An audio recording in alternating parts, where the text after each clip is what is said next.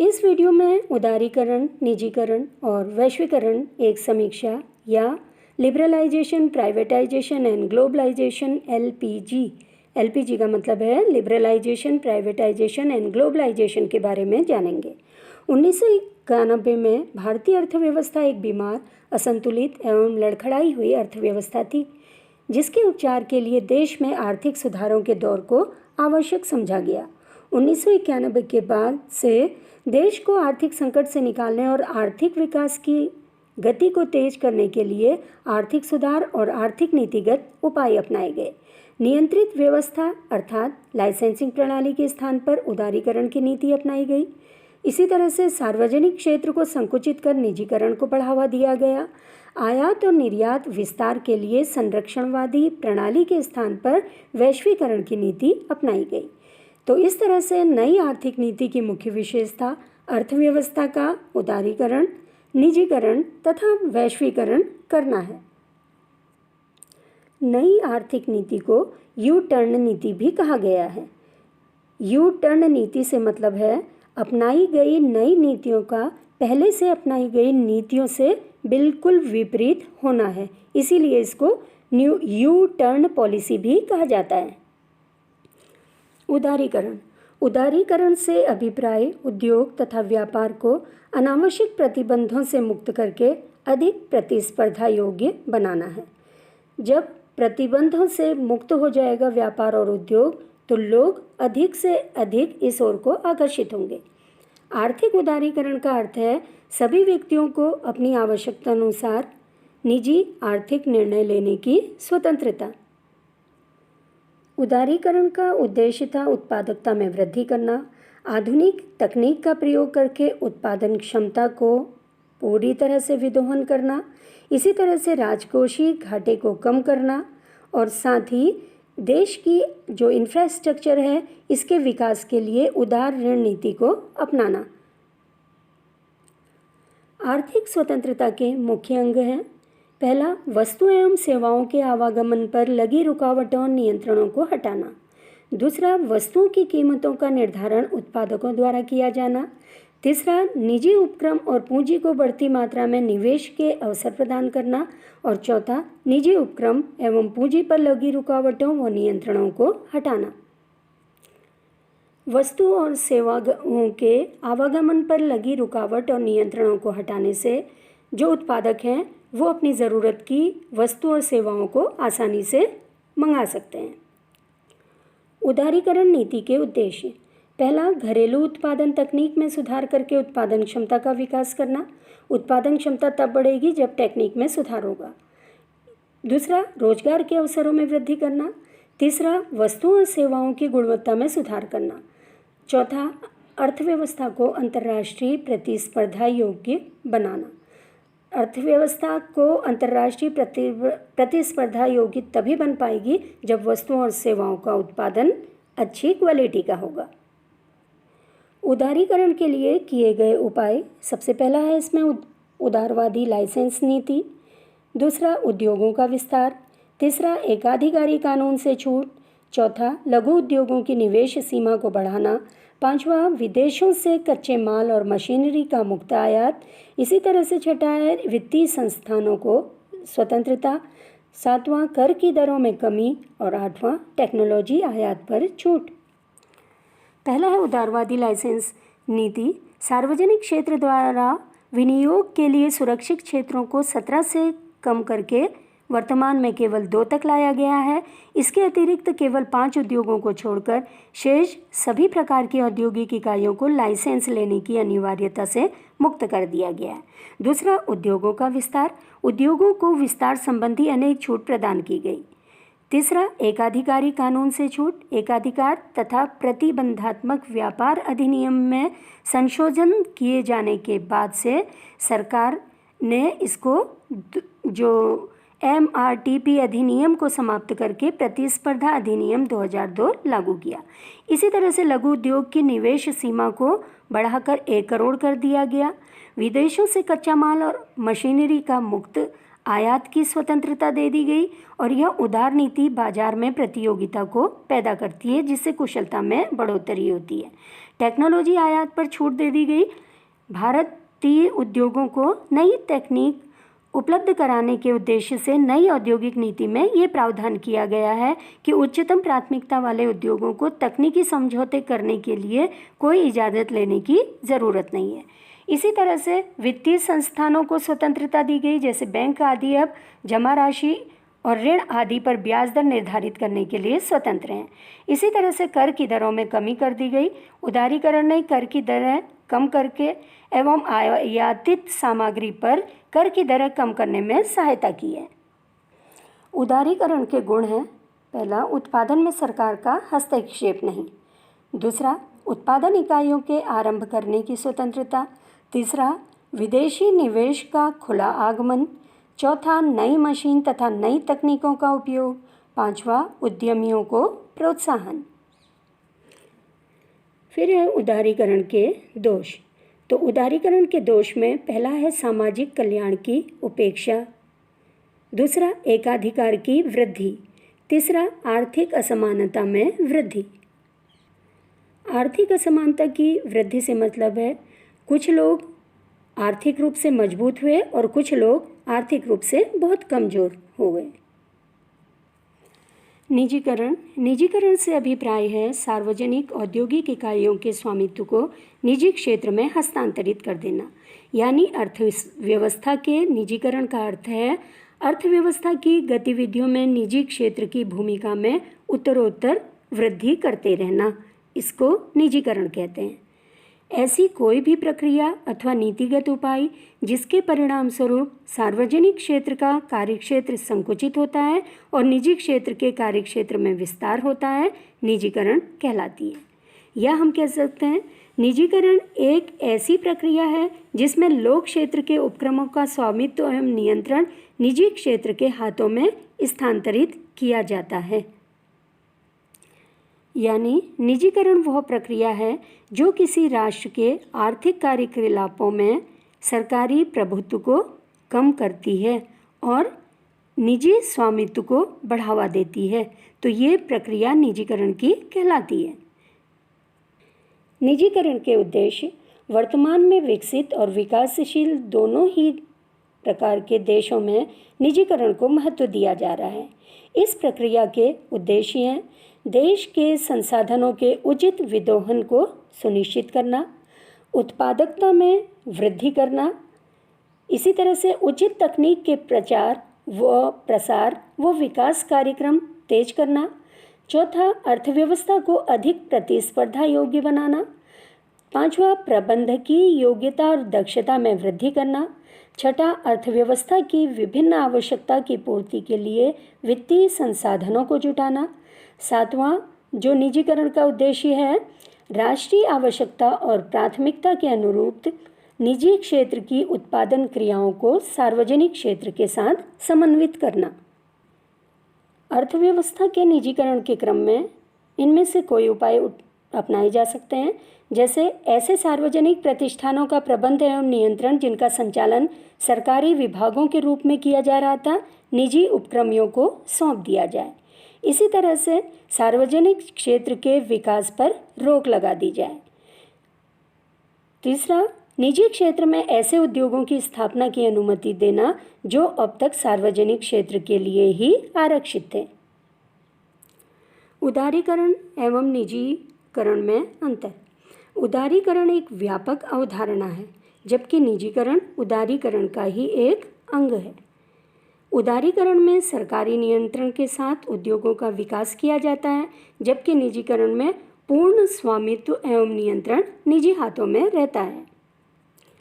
इसी तरह से उदारीकरण की प्रक्रिया सरकार द्वारा सार्वजनिक लाभ की भावना को ध्यान में रखते हुए अपनाई जाती है, जबकि निजीकरण की प्रक्रिया स्वलाभ की भावना से प्रेरित होती है। वैसे कह सकते हैं उदारीकरण और निजीकरण एक ही सिक्के के दो पहलू इनको कहे जा सकते हैं, क्योंकि ये देश की अर्थव्यवस्था को सुधारने के लिए ही उदारीकरण और निजीकरण को अपनाया गया है। सार्वजनिक क्षेत्र के निजीकरण हेतु दो प्रकार के उपाय अपनाए जाते हैं। पहला, स्वामित्व संबंधी उपाय और दूसरा संगठनात्मक संबंधी उपाय। तो इस तरह से निजीकरण के लिए दो तरह के उपाय अपनाए गए हैं, स्वामित्व संबंधी उपाय और संगठनात्मक उपाय। पहला है स्वामित्व संबंधी उपाय। स्वामित्व संबंधी उपाय में पहला है पूर्ण विराष्ट्रीयकरण। इसका मतलब है किसी सार्वजनिक उद्यम के स्वामित्व का निजी क्षेत्र को 100% हस्तांतरण से है। दूसरा साझा उद्यम। साझा उपक्रम से अभिप्राय उपक्रम के स्वामित्व में सरकार और निजी क्षेत्र की संयुक्त भागीदारी होती है, किंतु इस उद्यम का स्वरूप राजकीय नीति पर निर्भर करता है। तो इस तरह स्वामित्व संबंधी दो उपाय हैं, इसमें पूर्ण विराष्ट्रीयकरण और दूसरा साझा उद्यम। दूसरा जो उपाय है ये संगठनात्मक उपाय है। ये संगठनात्मक उपाय 3 तरह के होते हैं, नियंत्रक कंपनी, दूसरा पट्टे पर देना और तीसरा विनिवेश। नियंत्रक कंपनी, इसके अंतर्गत ढांचे का इस प्रकार का विकास किया जाता है कि सरकार अपना नियंत्रण हस्तक्षेप उच्च स्तर के निर्णयों तक सीमित कर देती है और इस ढांचे में कार्य कर रही कंपनियों को बाजार शक्तियों की परिसीमा में निर्णय लेने में पर्याप्त मात्रा में स्वायत्तता दे देती है। दूसरा है पट्टे पर देना। इसके अंतर्गत सार्वजनिक क्षेत्र के उपक्रम तथा उपक्रम का प्रबंध स्वयं के हाथों में ही सुरक्षित रखते हुए उसका कार्य संचालन किसी ऐसे व्यक्ति को हस्तांतरित कर दिया जाता है जो उसका संचालक बन जाता है। भारत में निजीकरण। 1985 में राजीव गांधी के नेतृत्व वाली सरकार ने आर्थिक उदारीकरण को आरंभ किया। इसके अंतर्गत निजी क्षेत्र को अधिक महत्वपूर्ण उत्तरदायित्व सौंपे जाने का विचार रखा गया। आर्थिक सुधारों की प्रक्रिया में 1991 में निजीकरण की दिशा में महत्वपूर्ण कदम उठाए गए, जब सरकार ने सार्वजनिक उपक्रमों में 20% विनिवेश करने का निर्णय किया। भारत में निजीकरण को प्रोत्साहित करने वाले प्रमुख कारक हैं। पहला, नए आर्थिक सुधार कार्यक्रम। 1991 में भारत सरकार ने नए आर्थिक सुधारों के तहत अनेक घोषणाएं की। औद्योगिक नीति, विदेशी व्यापार नीति, कर संरचना, विदेशी निवेश नीति, अनेक महत्वपूर्ण नीतियों में संशोधन करके उन्हें उदार बनाया गया। दूसरा, बढ़ता ऋण भार। 90 के दशक के आरंभ में देश पर बढ़ते विदेशी ऋण भार से निकलने के लिए सरकार ने निजीकरण का सहारा लिया। तीसरा, विदेशी कंपनियों का आगमन। देश में अपनाई गई उदारीकरण प्रक्रिया में विदेशी कंपनियां भारत के विस्तृत बाजार की ओर आकर्षित हुई, जिससे देश में निजीकरण को बढ़ावा मिला। भारतीय उद्योगों को प्रतियोगी बनाना। 90 के दशक में सरकार ने औद्योगिक क्षेत्र में संरक्षणात्मक दृष्टिकोण के स्थान पर उदारवादी खुला दृष्टिकोण अपनाया, जिसमें भारतीय उद्योगों को अंतर्राष्ट्रीय प्रतिस्पर्धा योग्य बनाना आवश्यक था। पांचवा है उत्पादन कुशलता में वृद्धि। भारत में निजीकरण की सरकारी नीति। पहला है आरक्षण से मुक्ति। सरकार ने सार्वजनिक उद्योगों की संख्या में कमी करके निजी क्षेत्र के कार्यक्षेत्र का विस्तार किया है। वर्तमान में सार्वजनिक क्षेत्र के लिए आरक्षित उद्योगों की संख्या केवल 2 रह गई है। दूसरा, औद्योगिक लाइसेंस का परित्याग। सरकार द्वारा देश में निजीकरण को बढ़ावा देने के लिए उद्योगों के लिए लाइसेंस लेने की अनिवार्यता को धीरे धीरे कम किया जा रहा है। तीसरा, शेयरों का विनिवेश। भारत में निजीकरण कार्यक्रम का सबसे महत्वपूर्ण कदम कुछ चुनिंदा सार्वजनिक उद्यमों के सरकारी शेयरों का विनिवेश है। विनिवेश का मुख्य लक्ष्य बजट के लिए गैर स्फीतिकारी वित्तीय साधन जुटाना है। चौथा, बड़े औद्योगिक घराने पर भी विनियोग नियंत्रण की समाप्ति। एकाधिकार व्यवहार तथा प्रतिबंधात्मक गतिविधि अधिनियम को समाप्त कर दिया गया है। पांचवा, समझौता ज्ञापन। समझौता ज्ञापनों का उद्देश्य सरकारी नियंत्रणों को कम करना तथा उद्यमों को अपने निष्पादन के लिए अधिक उत्तरदायी बनाना है। छठा, निजी क्षेत्र की सहभागिता। बीमा, विद्युत, ईंधन, परिवहन व संचार आदि कुछ महत्वपूर्ण क्षेत्र हैं जिनमें निजी क्षेत्र को महत्वपूर्ण भूमिका निभाने के लिए आमंत्रित किया गया है। भारत में निजीकरण की सीमाएं। पहला, निजी क्षेत्र के उद्देश्य व्यक्तिगत लाभ अर्जन पर केंद्रित होते हैं। दूसरा, निजी क्षेत्र के उद्योग श्रम आधारित उत्पादन तकनीकों की अवहेलना करते हैं, जिससे बेरोजगारी की समस्या हल नहीं हो पाती। तीसरा, निजीकरण के क्षेत्र में बहुराष्ट्रीय कंपनियों का वर्चस्व बढ़ा है। तो बहुराष्ट्रीय कंपनियों का वर्चस्व बढ़ने से जो फायदा देश को मिलना चाहिए वो देश को न मिलकर उन देशों को होता है जिनकी कंपनी अपने देश में उत्पादन कार्य शुरू करती हैं। बहुराष्ट्रीय कंपनियों का वर्चस्व बढ़ने का कारण है निजी क्षेत्र विदेशी पूंजी और विदेशी तकनीकी सहायता पर निर्भर होता है। इसी तरह से चौथा है, निजीकरण में बाजार शक्तियाँ जो होती हैं ये स्वतंत्र रूप से कार्य करती हैं। वस्तु कीमत मांग पूर्ति द्वारा तय होती है। उदारीकरण एवं निजीकरण की सफलताएं। देश में घरेलू उत्पाद और राष्ट्रीय आय में वृद्धि हुई है। दूसरा, औद्योगिक उत्पादन का विस्तार और विविधीकरण हुआ है। तीसरा, देश के विदेशी व्यापार में मात्रा, संरचना और दिशा सभी दृष्टि से विस्तार हुआ है। चौथा, देश में विदेशी मुद्रा कोष में रिकॉर्ड वृद्धि हुई है। पांचवा, देश के राजकोषीय घाटे को नियंत्रित करने में सफलता मिली है। सफलता के साथ साथ उदारीकरण और निजीकरण की कुछ असफलताएं भी हैं, जैसे बेरोजगारी में वृद्धि हुई है क्योंकि इसके लिए नई टेक्नोलॉजी चाहिए जिससे लोग बेरोजगार हो जा रहे हैं। दूसरा, निर्धन वर्ग को मिलने वाली सामाजिक सहायता में कमी की गई है। विदेशी तकनीकों पर निर्भरता बढ़ती जा रही है। कृषि क्षेत्र में निवेश की दर कम हुई है। आयात प्रतिस्थापन को कम महत्व दिया जाने लगा है। निर्धन वर्ग की वास्तविक आय कम हो गई है। इसी तरह से विदेशी निवेशकर्ताओं को दी जाने वाली उदारवादी सुविधाएं देश के लिए लंबे समय में हानिकारक सिद्ध होंगी। वैश्वीकरण वह प्रक्रिया है जिसमें विश्व बाजारों के मध्य पारस्परिक निर्भरता उत्पन्न होती है और व्यापार देश की सीमाओं में प्रतिबंधित न रहकर विश्व व्यापार में निहित तुलनात्मक लागत लाभ दशाओं का विदोहन करने की दिशा में अग्रसर होता है। वैश्वीकरण के 4 अंग हैं। पहला, व्यापार अवरोधों को कम करना ताकि वस्तुओं का विभिन्न देशों में बेरोक टोक आदान प्रदान हो सके। दूसरा, ऐसी परिस्थिति कायम करना जिसमें विभिन्न राज्यों में पूंजी का स्वतंत्र रूप से बचाव हो सके। तीसरा, ऐसा वातावरण बनाना कि टेक्नोलॉजी का निर्बाध प्रवाह हो सके। चौथा, ऐसा वातावरण कायम करना जिसमें विश्व के विभिन्न देशों में श्रम का निर्बाध प्रवाह हो सके। यानी वैश्वीकरण के लिए वस्तुएं, सेवाएं, पूंजी, टेक्नोलॉजी के आवागमन पर सभी तरह की रुकावटें हटा ली जाती हैं। वैश्वीकरण की विशेषताएं। पहला, आर्थिक क्रियाओं का राष्ट्रीय सीमा से आगे निकालकर अंतर्राष्ट्रीय स्तर तक विस्तार किया जाता है। दूसरा, वस्तुओं, सेवाओं, पूंजी, तकनीकी और श्रम संबंधी अंतर्राष्ट्रीय बाजारों का एकीकरण हो जाता है। तीसरा, बहुराष्ट्रीय कंपनियों का विस्तार होता है। और चौथा, सरकार की संरक्षणात्मक नीतियों का क्षेत्र बहुत कम हो जाता है। वस्तुओं, सेवाओं, पूंजी, तकनीक, श्रम के आवागमन पर सभी तरह की रुकावट को हटा लिया जाता है। भारत में वैश्वीकरण को प्रेरित करने वाले 4 मुख्य घटक हैं।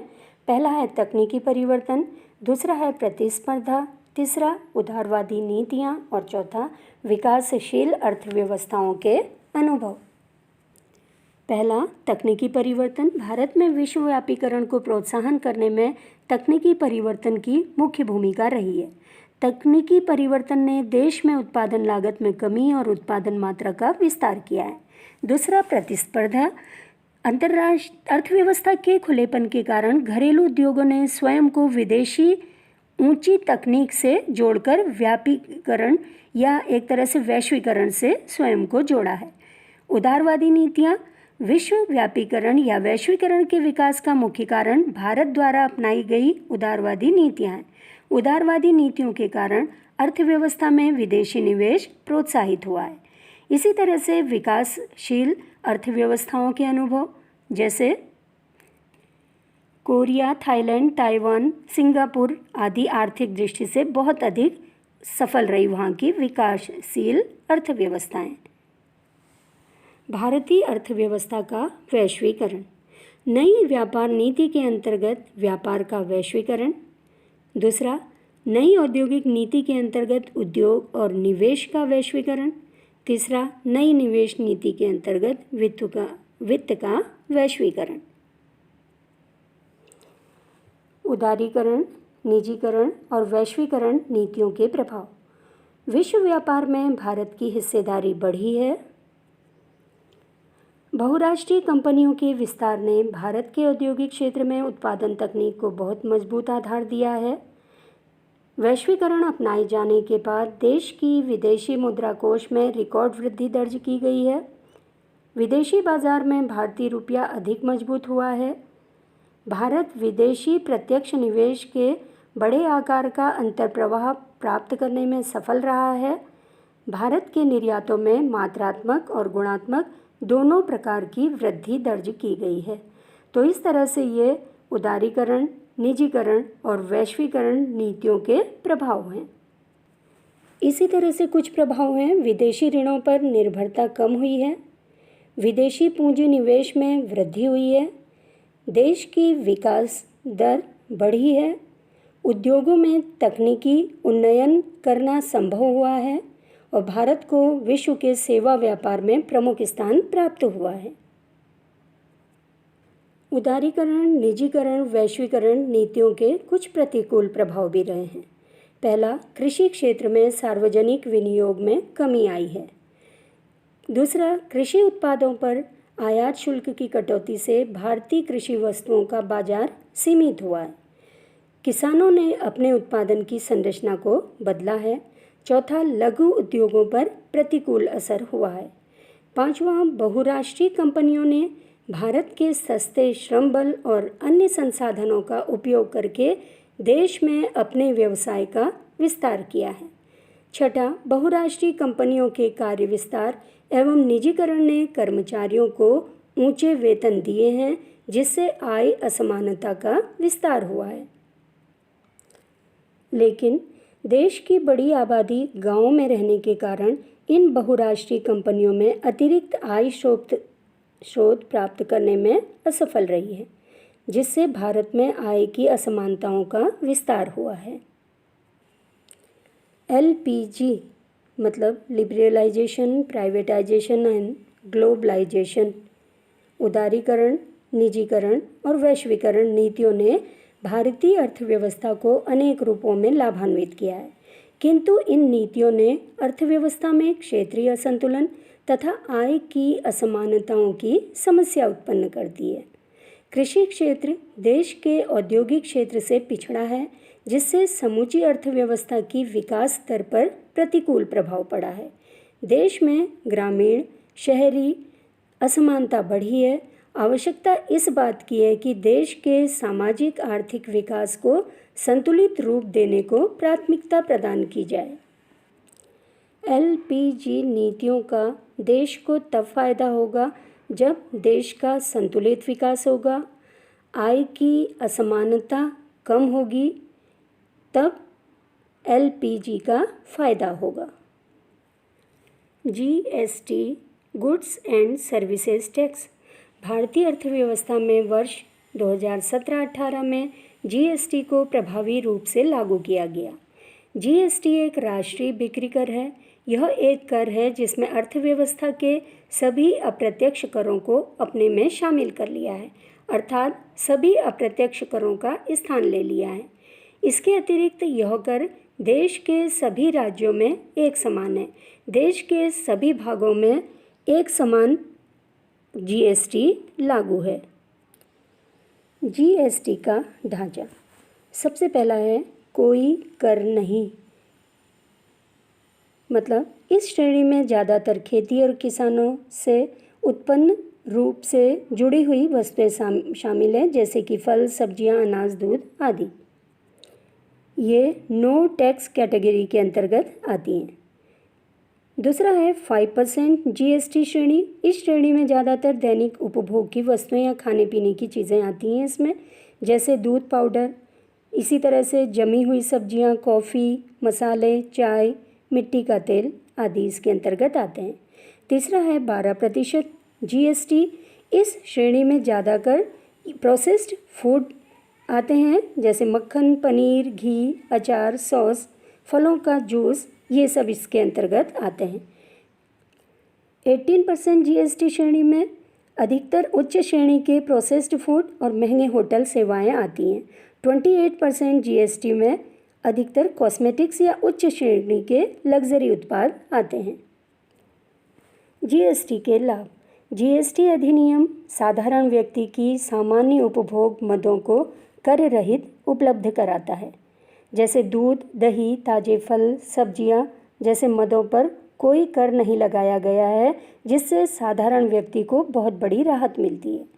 दूसरा, अधिकांश लोगों द्वारा उपभोग की जाने वाली वस्तुओं पर 5% कर है, जैसे चाय, साधारण खाने पीने की वस्तुएं, दवाइयों पर केवल 5% जीएसटी लगाया गया है।